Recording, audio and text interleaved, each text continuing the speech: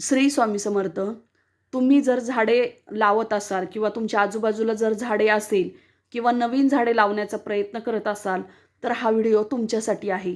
कारण तुम्ही झाडे लावतात, परंतु जर ते झाडेच तुमच्या राशीनुसार कोणतं झाड लावायचं जर तुम्हाला हे कळालं तर तुम्हाला चांगलाच त्याचा फायदा होईल. तर त्यासाठीच आजचा व्हिडिओ मी घेऊन आलेला आहे.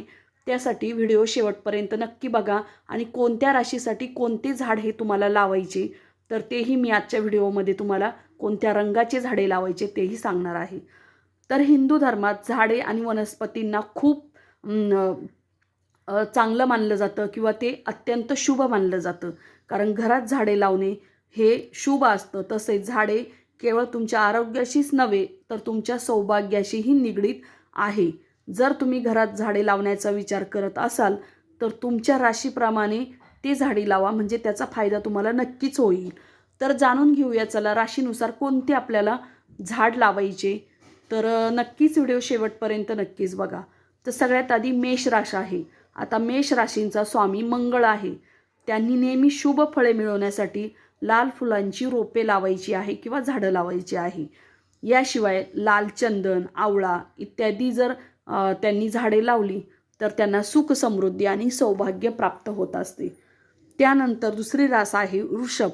आता ज्योतिषशास्त्रानुसार वृषभ राशींचा स्वामी शुक्र आहे.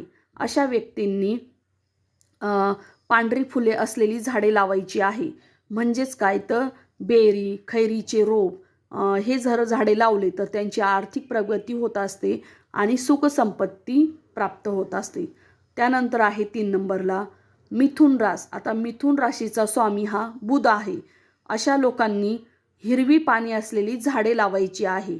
जसं की तुळस असेल, गुलाबाचे झाड असेल, बांबूचे झाड असेल, मनी प्लांट असेल, असे अनेक प्रकारचे हिरव्या ज्यांना जास्त पानं असतात अशी झाडं लावायची आहे, ज्यामुळे त्यांना जीवनात यश आणि शुभेच्छा मिळत असतात. त्यानंतर कर्क रास आहे. तर कर्क राशीचा स्वामी चंद्र आहे. अशा लोकांनी त्यांचं सगळं मंगलमय होण्यासाठी त्यांनी तुळशी, कडुलिंब इत्यादी औषधे झाडी लावायची आहे. तसेच बांबू, पिंपळ ही शुभ असलेली झाडे त्यांना लावायची आहे. त्यानंतर सिंह रास असलेली व्यक्ती. आता सिंह राशीच्या व्यक्तींनी त्यांचा स्वामी हा सूर्यदेव आहे, ज्याचे दर्शन आपल्याला दररोज होत असते. अशा परिस्थितीत सिंह राशीच्या लोकांनी चांगलं होण्यासाठी लाल फुलांची झाडे लावायची आहे. जसं की नागकेशर असेल, वड असेल इत्यादी त्यांनी झाडे लावायची आहे. नंतर आहे कन्या रास. आता कन्या राशीचा स्वामी हा बुध आहे. अशा परिस्थितीत त्यांनी फळे आणि फुले नसलेली हिरवी झाडे लावायची.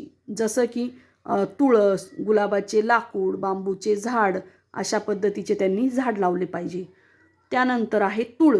आता तुळ राशीचा स्वामी शुक्र आहे. अशा स्थितीत त्यांनी पांढरी फुले लावावीत किंवा पांढरी फुलांची झाडे लावावीत.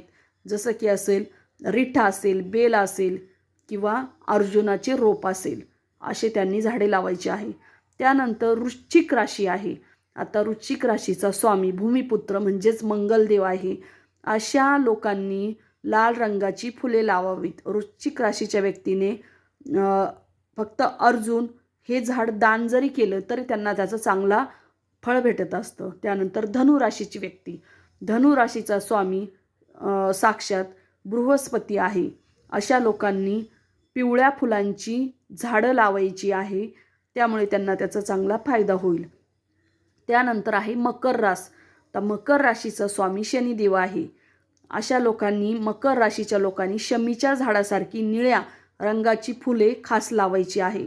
म्हणजेच काय तर त्यांनी शमीचं झाड किंवा नागवेल असेल किंवा त्यांनी गोकर्ण असेल अशी झाडे त्यांनी लावायची आहे. त्यानंतर कुंभ राशीच्या व्यक्ती त्यांचा स्वामी शनिदेव आहे.